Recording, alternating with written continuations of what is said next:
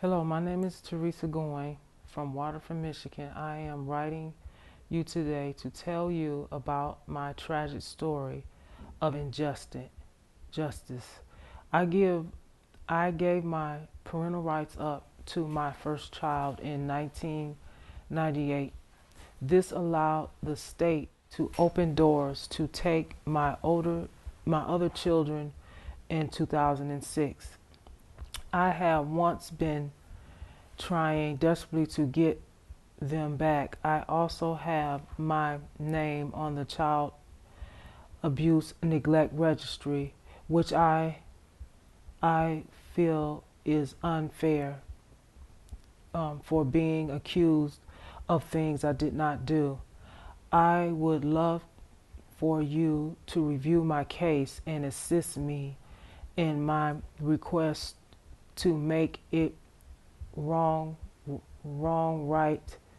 I was falsely accused of child abuse and neglect, but never did jail time for these charges. I was never given a plan or action such as parenting classes, therapy, or other programs that were needed to work towards regarding custody of my children. I gave birth to my first child, a son, O'Shane, in 1994. Early on in his childhood, I noticed O'Shane had behavior problems. The specialist said it was due to him having ADHD. I sought help through government assistance agencies such as Catholic Social Services, Healthy Start, Easter Seals, Oakland County Services, and etc. These programs help O'Shane strengthen our bond and families, but did not help with his behavior. I even gave up parental rights to O'Shane because I could not find adequate help. I was putting his needs of my son before my desire to keep him or to see him fail. I feel the court system portrayed me as a bad mother because I couldn't find him the proper help, and not that I was unfit. So after the first justice, I had to deal with the second justice of my 4 children being taken.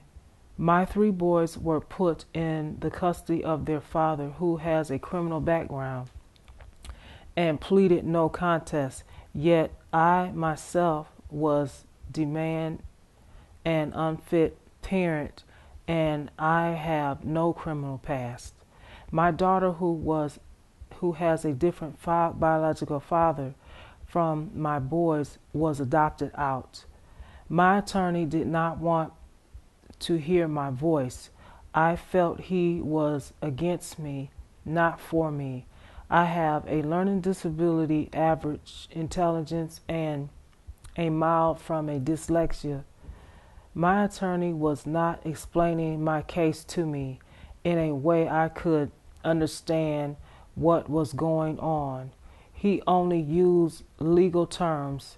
He even accused me of hurting my children, although he was never present when they were in my care. I am not a child abuser or a neglector, nor have I ever been charged from any criminal in my life.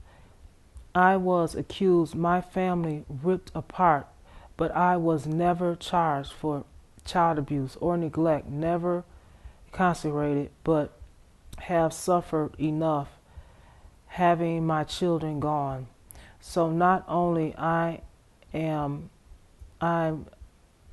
only without my family, my good name that I have worked so hard to uphold is ruined.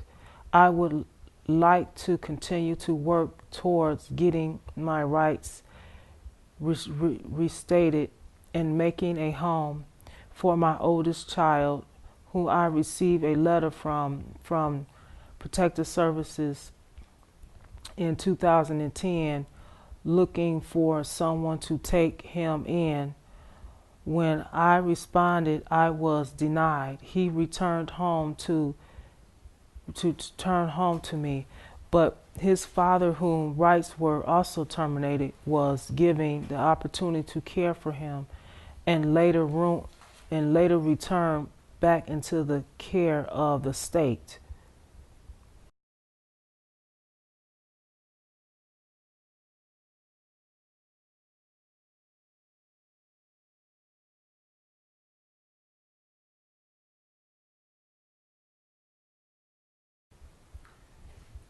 You never did anything wrong. You never did anything, but you lost, you had children taken away. Yes. And nobody would come to your rescue?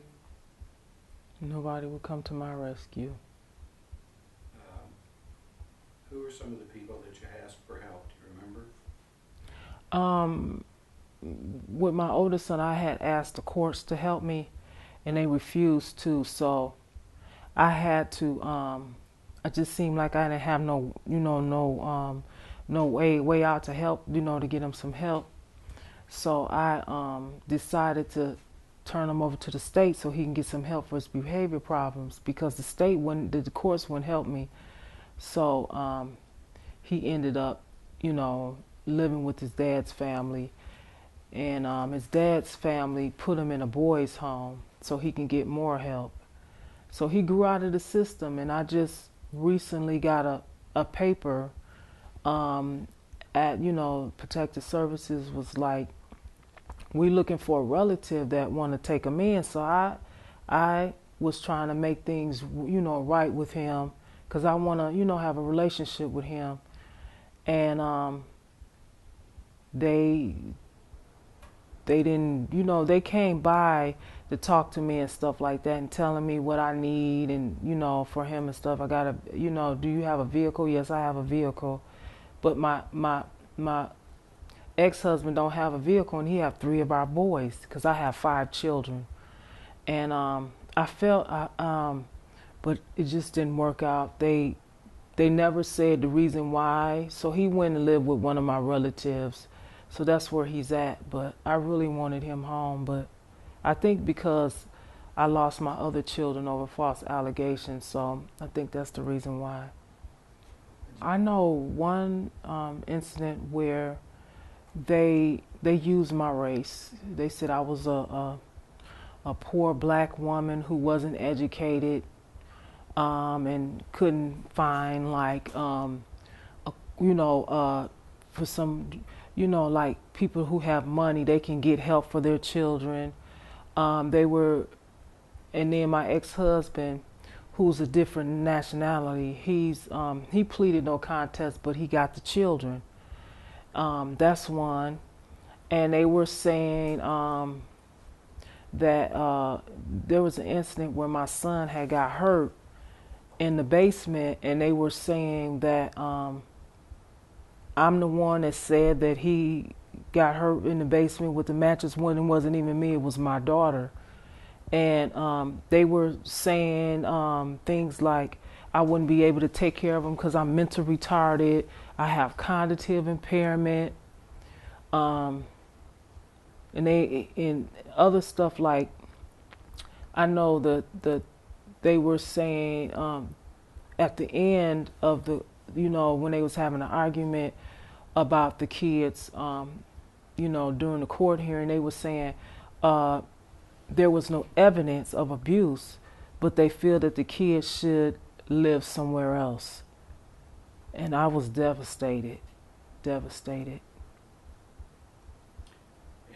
they never give an explanation. They just they skate around it. They say no evidence of abuse, but we think they should be somewhere else. So they don't say, here's why we're saying that. You know what? It's confusing. They do say that I abused the children, but then it says there's no evidence. So it's kind of weird. Have you ever abused your children? No. Say that if you Never abused my children. But the state just keeps wanting to pretend you do. Yes. And do you have custody of any of your children? Nope. And you have 5 children? 5 children. Did they trick you into just giving up your parental rights on your eldest child? No, they didn't. I felt like You had to do it because you needed help for him. yeah, I needed help for him because they did give him back because the father was giving him too much medications and stuff like that.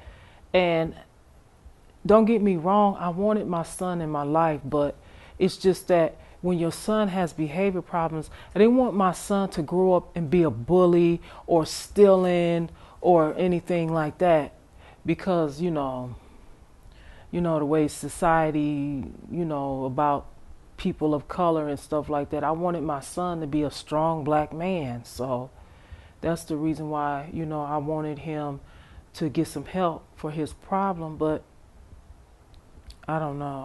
I don't know. As you sit here today, do you have anything pending or any hopes at this point? Anything you're working on that this might be changed for any of the kids? Well, what I'm working on is Hanson and Clark. He's supposed to be helping us. We're supposed to hear by next week if they're gonna do a lawsuit or if they're gonna have the legislator take a look at it. But I'm gonna be honest with you, I don't have no faith in the legislators. I don't have no faith. I don't even have no faith in God. So I just feel like I lost hope in all over. So I don't know, these politics, they get into these I don't know, they get a conceited head and they think they own people in the world when they don't. We're supposed to help one another, but they don't do it. They make up their own rules and everything. How did you find out about this movie? It was a lady. Okay, somebody told me about Lawless of America, and which is her name is Dana Davis. She told me about it. She said Tammy, the one that's supposed to be this coming up next, she was telling her about it. So I got on there and listened to it. It sounded real good. And Bill had so many people on there. I mean, it was just packed. I mean, I seen it on the internet. He had so many people. I ain't never seen that before. And I thought, wow, he seemed interested in stuff. So the next day I got a phone call from a lady who I wrote to back in 2008. And it was weird. She said, you wrote me back in 2008. I'm just like, you just not reaching me, getting a hold of me. And she was telling me about the movie and stuff. So that's how I found out about it. Yes. I think it's great. I think Bill is doing a great job trying to expose what's going on, because people out there need to know what's going on. They really do. And I hope you get a Grammy for it. I hope you make millions. I really do off of this movie. It would be so nice. And I want to get Academy too. Anybody want to put me in a movie, go right ahead. No problem. I want to be a celebrity too. Did you sign the board out front? Yeah. Good, because if we get nominated and we get to go on stage, I'm taking that with us. Cool. Now, you know that we wouldn't be sitting here if it wasn't for David. I want to say something nice to David too. David has been supportive. He has been giving me, helping me out. He's been very patient with me. He's been returning my phone calls, and he's been answering my phone calls, and he's been real patient with me. So you're right. You're right, Mr. Windsor. I need to give him credit where credit is due, and I appreciate that. So thank you.